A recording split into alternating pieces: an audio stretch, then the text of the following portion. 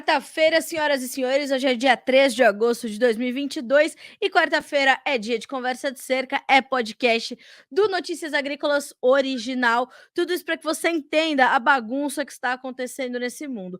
Hoje a gente estava aqui definindo a pauta do Conversa de Cerca e aí eu falei, vou chamar para se juntar do outro lado da cerca, gente que sabe o que está acontecendo ou como é que a gente chegou nesse caos em que o mundo se encontra nesse momento.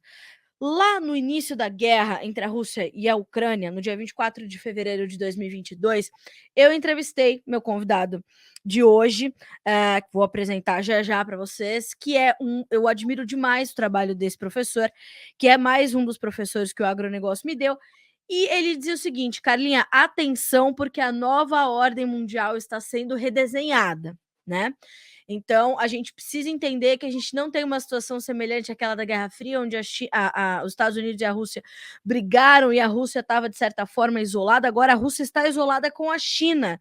E isso ainda vai trazer muito pano para a manga. Estamos caminhando para o 6º mês de guerra entre a Rússia e a Ucrânia. Não bastasse isso, a gente ainda pode listar uma série de outros acontecimentos que estão ajudando efetivamente a bagunçar a nova ordem mundial ou a reconstrução da ordem mundial.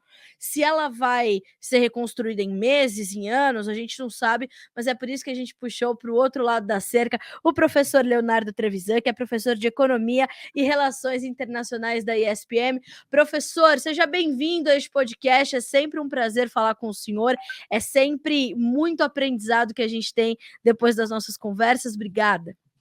Obrigado a vocês pelo convite. Boa tarde, Carla. Boa tarde a todos que nos escutam. É muito gratificante participar do seu programa sempre.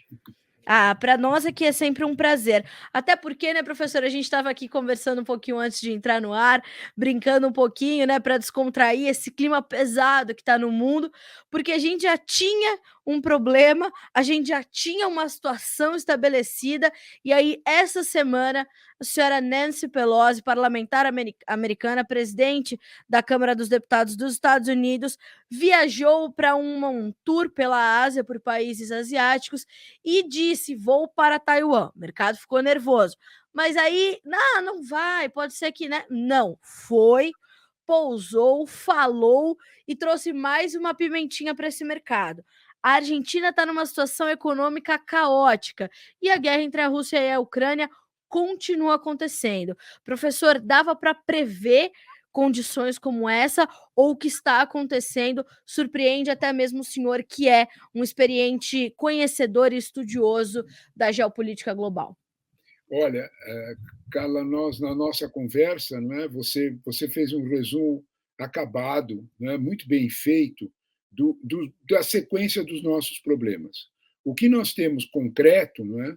É que nós estamos saindo de um ciclo de pandemia, nós estamos saindo de um ciclo absolutamente inesperado e surpreendente para o mundo. O mundo não tinha.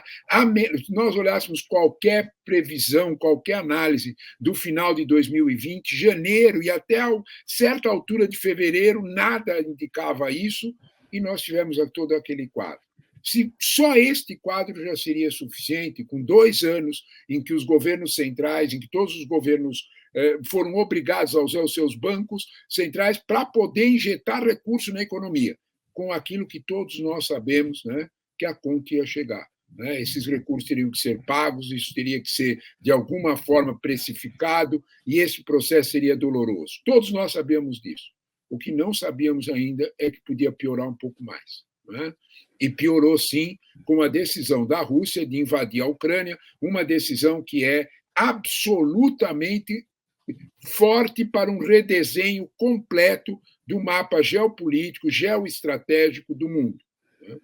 É nesse quadro de sucessivas surpresas que nós estamos vendo certas lideranças que deveriam emprestar, de alguma forma, mais estabilidade para esta ordem, tomarem decisões que são, como disse o presidente Joe Biden, é uma má ideia. A expressão não é minha, não é sua, é do presidente Joe Biden. Suponho eu que ele sabe muito bem por que usar essa expressão. A pergunta que fica é por que uma experiente líder como a deputada Nancy Pelosi, com mais de 40 anos de convivência em Washington, na Câmara dos Representantes. Por que dessa decisão? É claro que uma decisão como essa vai emprestar muito mais instabilidade a um mundo que não precisava de nenhum fator mais para isso.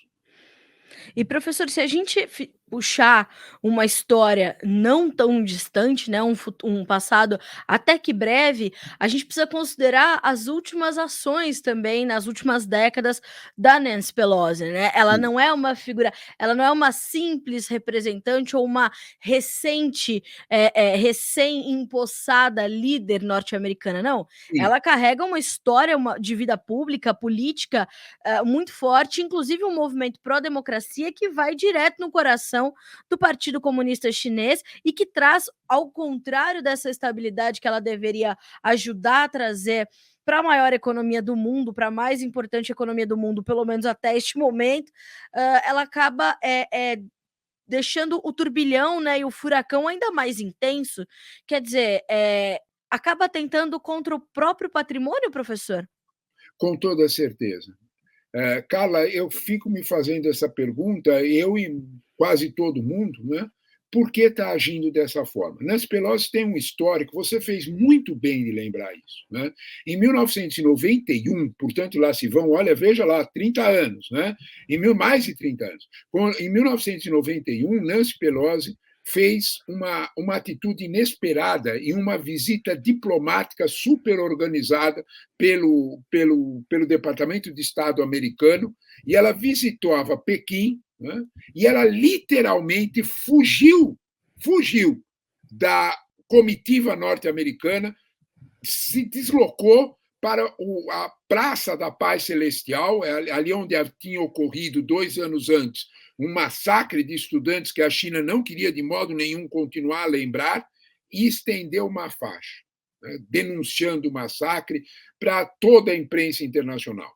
Aquilo foi de uma atitude assim extremamente provocativa para os chineses. Os Claro. resultados foram os piores possíveis. É claro que 1991 não é 2022. A China não tinha a força militar que ela tem hoje. A China não Também. tinha a força econômica que ela tem hoje. Para os Estados Unidos não era conveniente, porque eles iriam perder um bom aliado comercial. Graças a Deus, a situação foi contornada como uma atitude inesperada de uma deputada. Só que ela não era ainda o cargo que ela tem hoje. Ela é a presidente da Câmara dos Representantes, com um forte poder político e institucional. Os chineses, ao que parece, estão preferindo mais se aproximar da diplomacia, dos cargos, da estrutura institucional do Departamento de Estado americano, dos próprios militares americanos que desaconselharam a visita e principalmente do próprio presidente Joe Biden, que textualmente procurou evitar essa visita. Porém, os poderes são muito separados nos Estados Unidos. O Joe Biden não tinha poder algum de proibir Nancy Pelosi de fazer isso. Ele é o Sim. chefe do executivo. Ela é a chefe, literalmente, do poder legislativo. Ela é a terceira na linha de sucessão. Exatamente. Os O que chineses preferiram ficar com o outro lado e não com ela. o que e num quadro normal, se é possível a gente dizer isso em 2022, mas num quadro normal, isso já seria preocupante, né, professor? Em 1971, o presidente americano Nixon assinou um Sim, comunicado lá de Xangai reconhecendo que a China era uma só, incluindo Taiwan. sim, Então, a gente não, né, isso está ainda vigente. Aí, num quadro normal, isso já seria ruim, já seria considerado provocativo, já seria, como disse o próprio Xi Jinping, uma farsa completa, provocativo, um caminho sem volta e tudo mais. Aí a gente puxa isso de duas pontas, né, professor? De um lado, a Rússia estando em guerra contra a Ucrânia e também acaba se opondo ao Ocidente de uma forma muito clara. A gente sabe que a gente tem a OTAN se pronunciando e tudo mais, sem um apoio efetivo, ouso dizer aqui, aí o senhor me corrija se eu estiver equivocada, mas sem garantir um apoio efetivo aos ucranianos que estão sendo devastados por essa guerra, e a Rússia com um apoio muito forte da própria China, né? Ou um apoio no sentido de um suporte emocional e psicológico, dizendo: não, Putin, somos amigos. O senhor me falou isso também numa outra entrevista, numa outra oportunidade. Durante os Jogos de Inverno, selaram essa amizade, tornaram pública essa relação, e isso agrava tudo, né, professor? Olha, Carla, você tocou num ponto que é muito sensível, né? A amizade entre a China e os Estados Unidos é uma amizade que, nos últimos anos, principalmente após a chegada do presidente Trump ao poder, está sendo posta à prova, né? Vamos deixar as coisas mais claras agora no nosso passado muito recente. Naquele telefonema famoso de uma semana atrás, né? O famoso telefonema em que Xi Jinping avisa: quem brinca com fogo acaba queimado. Né? Isso. Qualquer dona de casa sabe falar para as suas crianças: não brinca com fogo, vai se queimar. Né? Aviso sábio que qualquer um pode entender. Né? Nesse mesmo telefonema, já de antes, o presidente Biden reconheceu para Xi Jinping que aquelas conversas em que Jake Sullivan foi enviado a Pequim tinham sofrido efeito. Quais eram as conversas? A China foi alertada pelos Estados Unidos que o custo de rearmar a Rússia, de entregar armamento sofisticado para a Rússia. Vamos falar português claro, não é?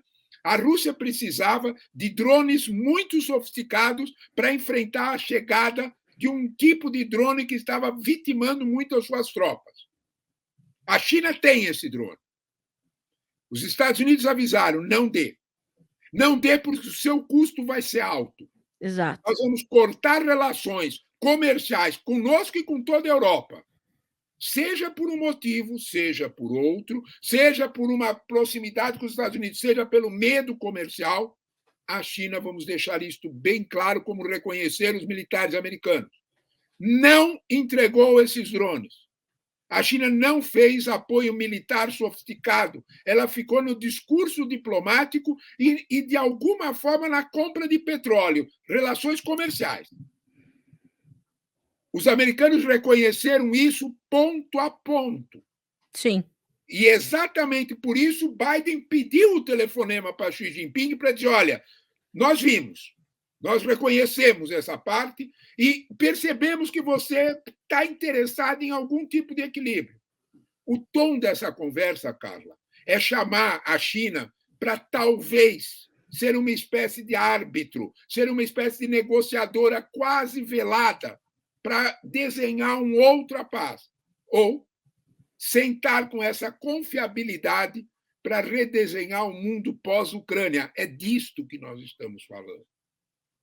Não adianta nós sermos cegos. Não existe diretamente uma guerra Ucrânia versus Rússia. Existe, sim, um confronto muito forte entre China e Estados Unidos para a hegemonia no mundo. Este é o ponto. Quando nós olhamos para esse quadro, nós percebemos a importância desse reconhecimento americano. E percebemos também, cara, a imprudência. A expressão não é minha. Foi uma atitude imprudente. A expressão é de uns jornalistas mais preparados do mundo para analisar política externa. Thomas Friedman, ontem no New York Times. Sim. Que a atitude foi imprudente. Thomas Friedman acompanhou, é um jornalista com mais de 20 anos de experiência só na guerra Israel-Palestina. Só. Mais de 40 anos de observação, cobriu muitos lugares. Sabe muito bem do que está falando, vivíssimo, muito experiente. Chamou a atitude e democrata, já recebido em almoço só ele e Biden. Um homem que não escondeu que tem profissão de fé da democracia, vive em Nova York, aquele quadro normal. Quando nós olhamos para isso, e ele diz que é uma atitude imprudente, reconhecendo, sim, isto não significa tirar a razão moral da Nancy Pelosi de condenar atitudes ditatoriais da China. Justamente. Isso é uma outra coisa. Sim, sim. É uma outra, a perseguição aos uigures, a questão de Hong Kong, a própria questão do tratamento para Taiwan. Porém, há 2 pontos. Primeiro, como o presidente Biden assinalou com todas as letras, nós continuamos adeptos da política de uma só China. Em outras palavras, Taiwan é território chinês, ponto. Exato. Isso aí um dia será resolvido, não agora. 2, nós temos confiabilidade na ação com os chineses. Os chineses revelaram responsabilidade nesse processo. Não era necessária essa visita. Talvez a gente precise olhar isso para aquele olhar que nós devemos ter sempre em relação aos políticos. Os políticos aqui, na China, na Nigéria, no Senegal, no Uruguai, e eu acho que até em Marte, se tiver políticos em Marte só pensam numa coisa: o voto. Exato. Como é que eu arrumo o voto? Nancy Pelosi sabe perfeitamente, principalmente para a ala mais radicalizada do seu partido, para a ala mais progressista, que cultiva mais essa questão dos direitos humanos. Ela precisa desses votos. Ela precisa tirar esses democratas de casa que vão votar em novembro. Nancy Pelosi sabe que a maioria democrata na Câmara está seriamente ameaçada. Já há muitos cálculos de pesquisas mostrando que há uma probabilidade deles ficarem com 20 a 30 votos a menos, eles têm 5 a mais. Quando nós olhamos para isso, talvez a gente possa entender como uma manobra extrema de acariciar esses democratas mais radicalizados e dizer: não, nós somos firmes. É também um grande chamamento para todo o eleitorado americano.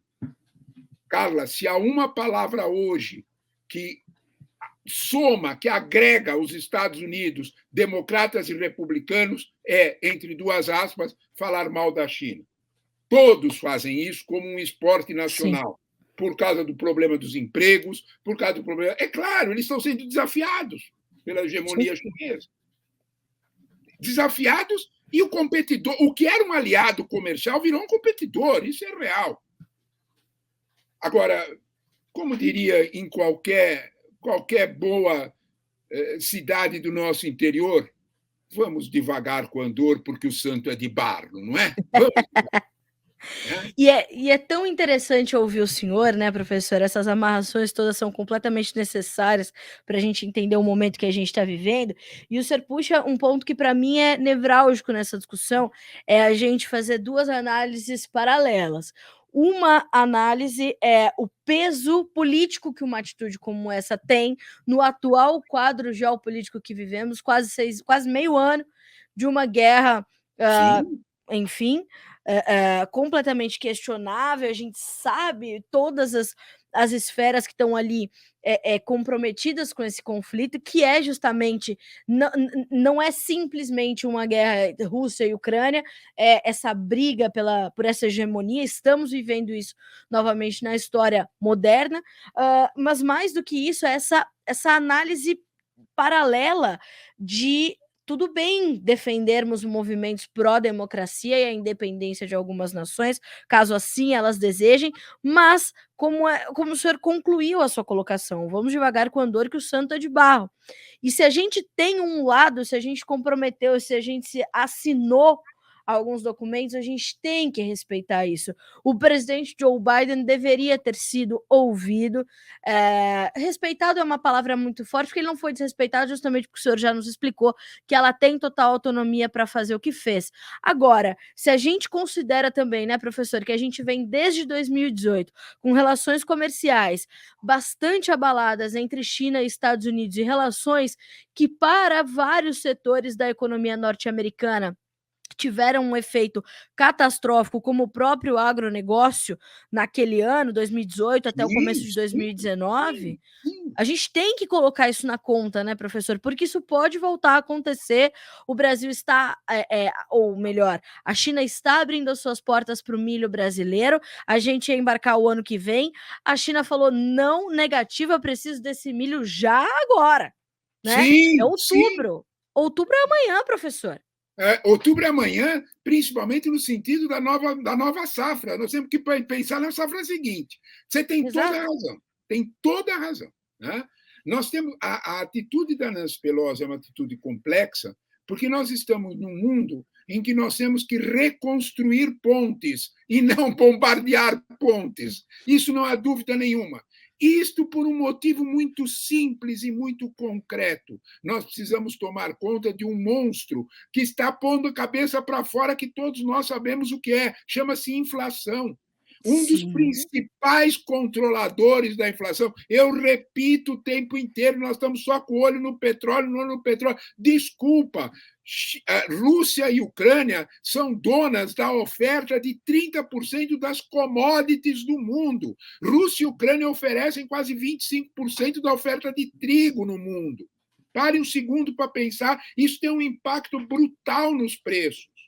A simples abertura de um navio que transportava 200 mil toneladas de trigo já foi suficiente para derrubar em Chicago o trigo 16%. Porque nós sabemos todos que tem 22 milhões de toneladas esperando para ser transportado. Nós temos a questão do milho e nós temos um papel fundamental. Ainda a fábrica do mundo chinesa, ela precisa funcionar ativamente para que a inflação seja controlada de um método bom, que não se precise ressuscitar. Aqueles que têm a minha idade, com essas barbinhas mais brancas, já vão lembrar quando eu falar o nome.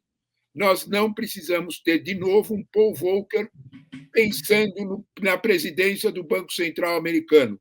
Para aqueles que estão se assustados com 4% na subida do juro, o juro americano está em 2,5%, 2,25%, 2,5%. Aqueles que estão assustados com 4%, porque isso vai significar um turbilhão no mundo, pense que Paul Volcker, para segurar a inflação nos anos 80, levou o juro americano para 21%. Diferentes acadêmicos americanos bastante sensatos e prudentes. Eu começo pelo próprio Lawrence Summers.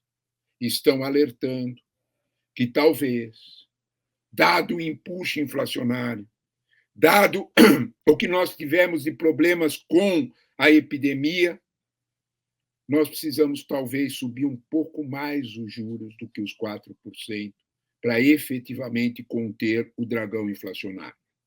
Se nesse momento nós fecharmos as portas aos produtos baratos chineses que equilibram a inflação no mundo inteiro, isto não é conveniente.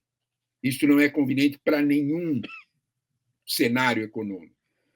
É neste quadro, é pensando neste quadro, que efetivamente os acadêmicos americanos ficaram muito preocupados em um distanciamento muito forte entre China e Estados Unidos do ponto de vista das negociações comerciais. Essas barreiras não foram rompidas, graças a Deus.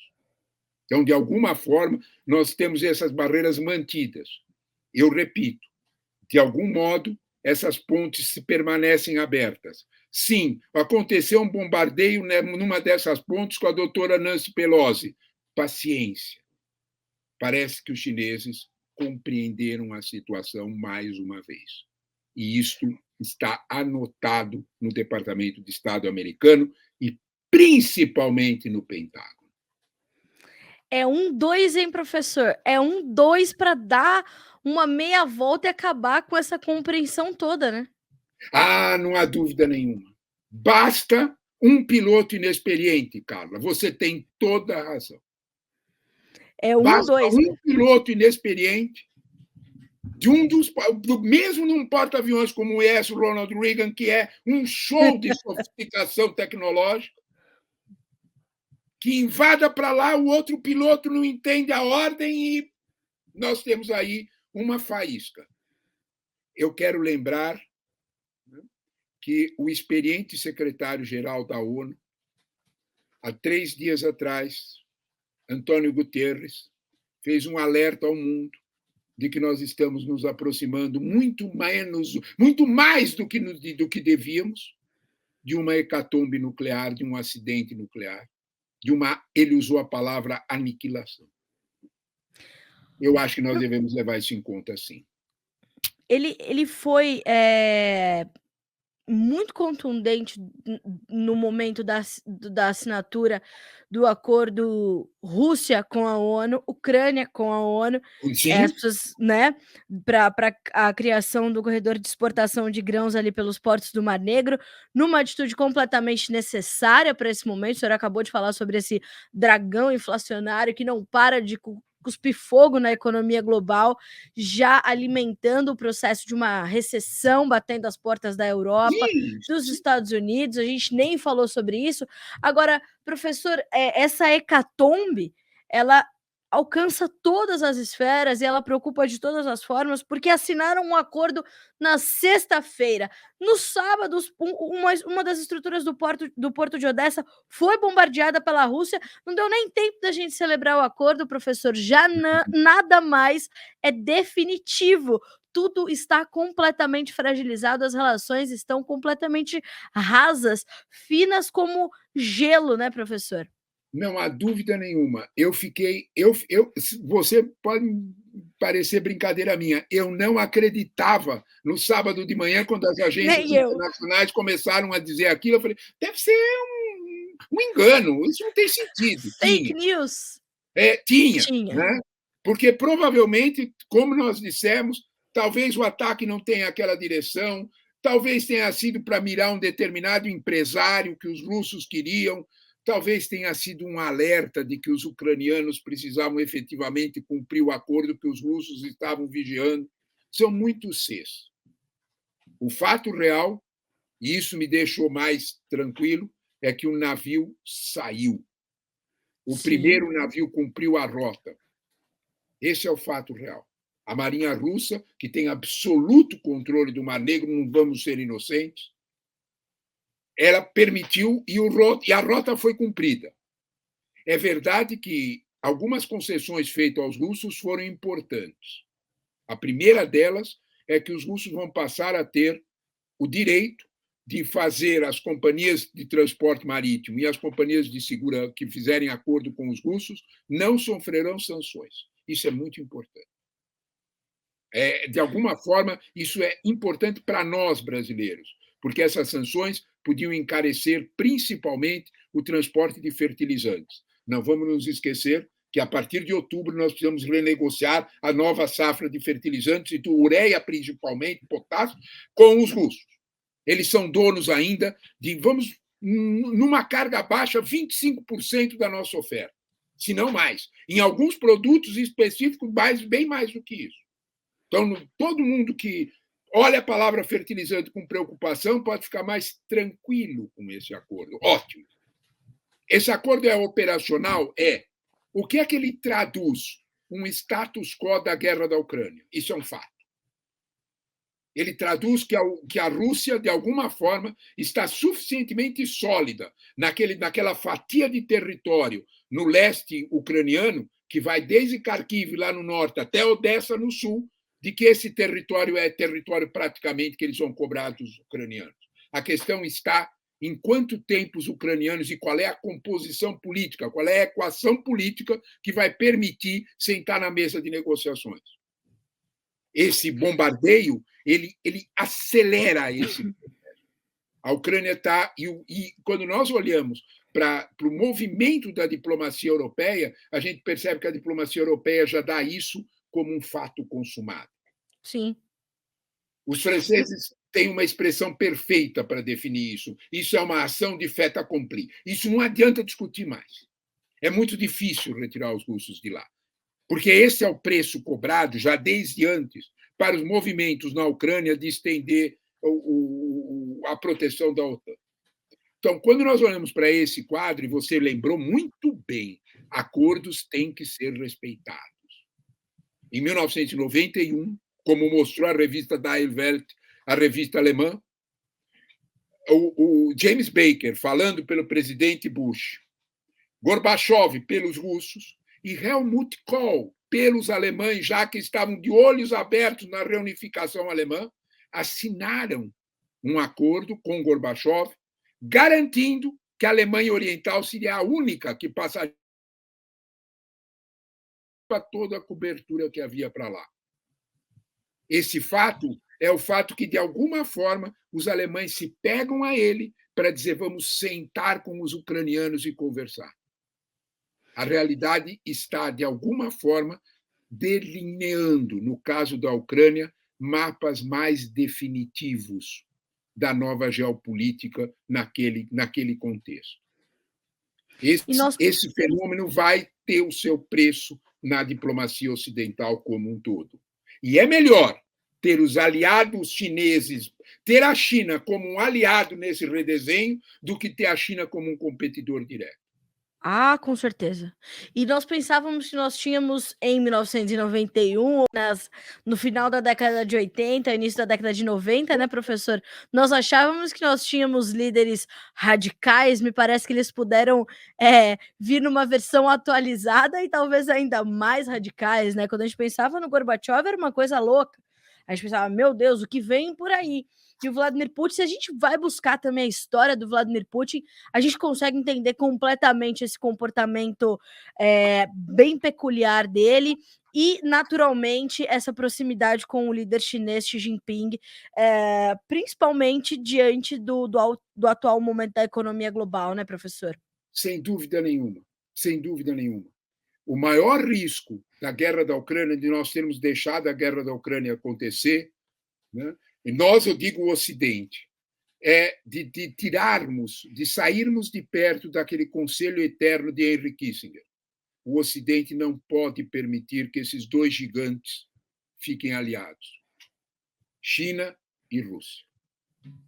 Kissinger foi muito hábil de fazer essa divisão. Observe que os russos estão fazendo de tudo para que os chineses se acomodem ao preço do petróleo que o russo quer vender. Não há dúvida nenhuma. Veja, Carla, os russos estão vendendo petróleo para os chineses 25% mais barato do que o Brent. 25%. 20% para os indianos e de 15% a 20% para o resto dos países asiáticos. Esse fato tem um peso enorme no contexto efetivo da reconstrução de um redesenho do mundo.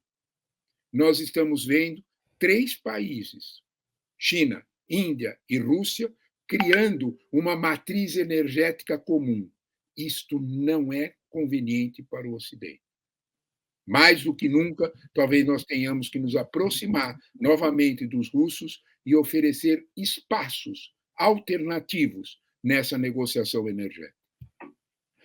Era exatamente desse ponto que eu queria abordar com o senhor a sua perspectiva, professor, porque a gente está falando de players globais envolvidos nessa conversa toda, que são players determinantes, né? São jogadores completamente importantes na produção, na distribuição de commodities agrícolas, energéticas e metálicas, no momento onde a logística está completamente também desestruturada, veio da pandemia, veio da guerra, e a gente está falando de grandes fornecedores para que a civilização moderna continue caminhando como ela continua. Então, a gente está falando de petróleo, a gente está falando de gás natural, a gente está falando de soja para fazer não só comida, mas a gente está falando de soja para fazer biodiesel, a gente está falando de milho não para fazer só comida, mas para fazer etanol de milho, a gente está falando de crises alimentares, a gente está falando de crises energéticas,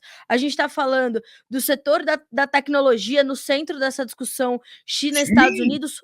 Todas as cadeias estão agora comprometidas, né, professor? E pelos seus líderes de produção, distribuição e abastecimento. Carla, você me fez lembrar um detalhe na sua fala, que num ponto você tocou, quando você falou a palavra tecnologia, nós estamos esquecendo isso. Taiwan é um país modesto. Taiwan é um país de 24 milhões de habitantes. Taiwan é um país com um PIB relativo a 160 quilômetros da China. Quando a gente olha para esse quadro, a gente diz, é uma ilha pequena. Não, não, não, não, desculpe. Espera só um pouquinho. Espera só um pouquinho. Essa ilha pequena, ela é dona de 80% da produção de semicondutores do mundo. Confere. Nós estamos falando do liquidificador ao carro elétrico, nós estamos falando de tudo. Nós vimos muito bem o que aconteceu na pandemia, quando os portos chineses não podiam exportar porque não tinha gente para manobrar o porto. Nós vimos o que aconteceu com os preços.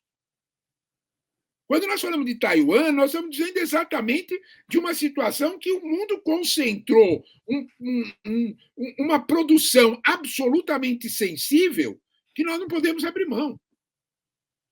A importância da China não é a vacina, a importância da China não é a indústria têxtil, a importância da China está lá em Taiwan com semicondutores. Vamos ser sinceros, o Japão é o outro seguinte nesse processo, aliás, em torno de Fukushima, e é 8 a 9% da produção, o resto é tudo pequenos produtores. Nós estamos falando da grande produção, da parte mais essencial possível, o chip. Então, quando nós olhamos para isso, nós temos uma ideia melhor, de que é melhor, de alguma forma, manter uma política de boa vizinhança com a China, exatamente para manter ativa essa industrialização e essas cadeias de produção ao longo do mundo. Eu li há pouco que o Congresso norte-americano destinou 52 bilhões de dólares para uma indústria nascente de chip nos Estados Unidos. E o alerta veio muito forte. Levará anos, eles não sabem quantos, para que a gente chegue perto de uma estrutura produtiva semelhante à de Taiwan. E nós estamos falando da maior potência tecnológica e científica com as universidades que tem nos Estados Unidos. Então, de algum modo, cautela e caldo de galinha, quando nós falamos sobre o futuro imediato e grandes rupturas nas cadeias produtivas. Como você disse, a matriz energética é, vamos dizer desta forma, o alimentador central desse processo. Mas não é só. Esse processo empurra a inflação, esse processo rouba recurso, esse processo atormenta o mundo. Vamos pensar mais em termos de estabilidade do que em termos de confronto. Professor, lhe preocupa o comportamento dessas, principalmente das economias mais fragilizadas por todo esse processo, enquanto os gigantes brigam, as economias emergentes, os países pobres, né, que estão ali mais vulneráveis e que são francos importadores de comida, sofrendo com isso. Isso tende a se agravar, essa crise alimentar pode se intensificar, a insegurança alimentar pode ser uma sombra maior ainda do que a gente está vendo agora. Há uma preocupação quando a gente pensa em demanda por comida, ou porque estamos falando de comida, o impacto pode ser um pouco menos intenso?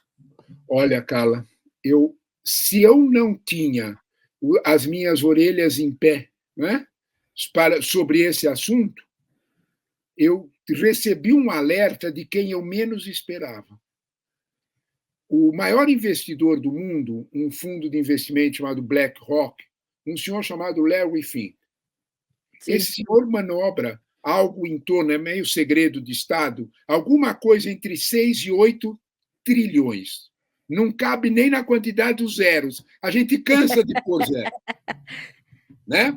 Para fazer o que ele manobra. Isso é o que aparenta, provavelmente até mais. Há pessoas que falam em 10 trilhões. Quando nós olhamos para o executivo responsável por isso, e ele faz o alerta contundente que fez há 10 dias atrás. Cuidado! Cuidado! Nós estamos com parte muito sensíveis do mundo à beira de uma explosão por causa do preço do trigo. Nós estamos. Isso. A fome já está presente. Não sou eu falando, você falando, ou qualquer liderança mais radicalizada. É Larry Fink, é o presidente, é o CEO de um fundo de investimento como esse. Será que nós não estamos indo um pouco demais descuidados? para que alguém do mercado financeiro, para que alguém que você olhe e diz, essa pessoa não está preocupada. Como não? Ele está olhando para a realidade e dizendo, isso vai atingir em cheio os meus negócios. Se alguém tem alguma dúvida, por favor, leia a tragédia grega. A fome é a pior dos conselheiros, está lá. Então, portanto, cuidado. Né? De algum modo, há uma necessidade mais ou menos presente de que nós tenhamos um pouco de cautela em relação a esses países no norte da África, no sudoeste da Ásia, e mesmo em países na América Central e América Latina, Sim. que tem no preço da comida um fator explosivo impossível de ser contido. É esse o alerta. Então, quando nós imaginamos que o trigo ucraniano e que os preços dos alimentos, e principalmente dos fertilizantes, quem cuida de agronegócio sabe muito bem do que eu estou falando, quanto é o peso do fertilizante na definição do custo da safra. Então, quando nós olhamos para essa situação, de alguma forma, nós espera aí, nós temos que traduzir isso em estabilidade e em alimento real para essas pessoas. Porque o custo disso será muito grave. Eu não tenho nenhuma dúvida. Até porque, né, professor, a gente está falando de uma situação tão caótica e surpreendente que a gente está falando de países que costumavam ser grandes produtores e exportadores de alimentos, além de garantir o abastecimento interno, o abastecimento adequado e pleno dos seus países, e hoje sofrendo com isso. É o caso da Argentina, por exemplo. E o produtor que consegue plantar e colher, porque além de tudo, quando a gente fala de agronegócio, de produção agropecuária, a gente está falando de inúmeros fatores sobre os quais o produtor não tem controle, como o clima, por exemplo, que tirou 40 milhões de toneladas de soja, só de soja, fora o milho, da safra 21-22 da América do Sul. E a gente olha para a Argentina, a gente vê, professor, o produtor de grãos argentino segurando a soja tal qual fosse ouro, para garantir alguma segurança para sua atividade, porque se vende, fica com dólares na mão, que em algum momento serão revertidas para pesos argentinos, completamente desvalorizado, uma economia com uma inflação altíssima, qualquer estímulo ou ajuda ou olhar mais acolhedor do governo, não se conta com isso pelo perfil deste governo, já passamos por isso em outra circunstância. A gente vê a Argentina completamente exposta a uma situação como essa, onde poderia estar entregando mais alimentos ao mundo, com menores taxas de exportação, deixando menos para o Estado, porque são 33% a hora que a Argentina exporta farelo, a hora que exporta óleo, a hora que exporta soja em grão. A gente está falando de elevadíssimas retenções ainda para milho e para trigo, pouquíssimo competitiva, tem o seu produto ali, o produtor não se sente seguro para vender, ela poderia estar gerando receita, gerando renda, ajudando a segurar a economia do país, mas não. A gente vê uma oferta represada e um país completamente fragilizado. Tudo surpreende nesse momento, né, professor? Com toda a razão. Olha, eu vejo uma situação na Argentina, no fim de semana, na sexta-feira, em que Martin Guzman saiu, né, Sim. se demitiu, e o governo argentino nomeou quase que uma ministra da Economia pro tempore, né, uma situação engraçadíssima até, né, dramática, pro tempore, porque ela ficou 24 dias apenas. Né? Quando nós olhamos para esse quadro, né, naquele dia que Guzman caiu, as lojas da Grande Buenos Aires elas preferiam não vender. Exatamente. Porque o proprietário do bem, fosse ele qual fosse, uma geladeira ou uma bolsa, ele não sabia se ele estava vendendo correto ou não. Ele não sabia como ele ia repor aquele bem. Ele não sabia se ele estava fazendo um bom negócio. Esta situação atingiu o grande produtor rural argentino. O quadro que você descreveu é o mesmo do vendedor de bolsa na Grande Buenos Aires. Sim. O vendedor não sabia se, ao negociar sua safra de soja, suas milhares de toneladas de soja, ele estava negociando a tonelada de soja a que dólar? Qual é o valor? Isso vai ser suficiente quando eu transformar isto em pesos para eu comprar os fertilizantes e iniciar a nova safra? Esse ponto é dramático. Esse ponto da instabilidade econômica, da instabilidade política, roubando a racionalidade econômica, é complicado. Isso está acontecendo em muitas regiões. A Argentina é o exemplo mais acabado desse processo. A América Latina tem alguns outros países na mesma toada. Então, nós temos, de alguma forma, que perceber que uma necessidade muito rápida, muito pungente de estabilidade, de controle, de percepção de alguns princípios basilares da economia que precisam ser respeitados. O agronegócio vive disso tanto quanto a indústria, tanto quanto a prestação de serviço. Essa situação precisa ser cuidada e bem preservada.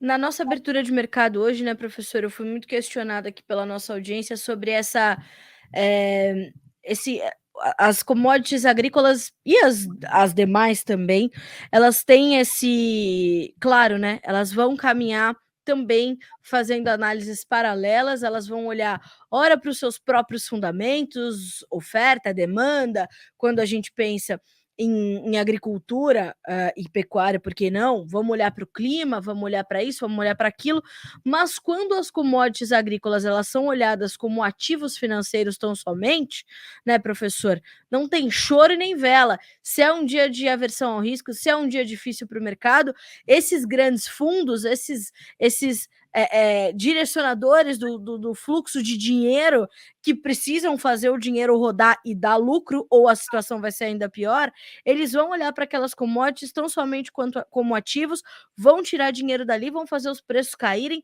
e as coisas vão se intensificando.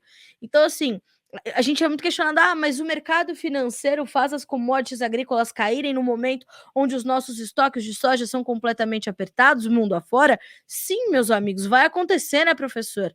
Vai acontecer porque está tudo muito desorganizado. É exatamente isso, né? Como você dizia para a sua audiência, e eu vou dizer daqui a alguns minutos para os meus alunos, né? Que eles já estão à minha caça, né? É, o mercado financeiro, né? Ele não é culpado da situação financeira, não é ele é só o Exato. termômetro. Ele é só o termômetro, né? De alguma forma, ele só mostra para a gente, né, a quanto está o preço da moeda. É só isso. Né? Então, de algum modo, quando nós pensamos que o mercado financeiro ele constrói o valor, cuidado, não é isso. O mercado financeiro ele negocia sobre esse valor. O valor não é construído por ele. O valor é construído por aquilo que nós estávamos falando na pergunta anterior, pelos princípios básicos da economia que sejam respeitados. Quando você faz retenções e inviabiliza o negócio à próxima safra, a culpa não é do mercado financeiro. A culpa é das retenções. Claro. A culpa é do processo através do qual você está interferindo na estrutura de mercado, avançando sobre ela e desestruturando contratos assinados. É disso que nós estamos falando. Então, quando nós olhamos para isso, o mercado financeiro não age, ele reage. É desta realidade. Não adianta a gente tapar o sol com a peneira e procurar culpados por uma situação muito densa. Talvez nós tenhamos que olhar mais para a realidade política e menos para a realidade financeira. A realidade financeira ela reage a uma realidade política, a uma ação política. É isto que está muito claro no caso da Argentina, difícil da gente não identificar. Professor, olha só, eu vou liberar o senhor para os seus alunos só dessa vez.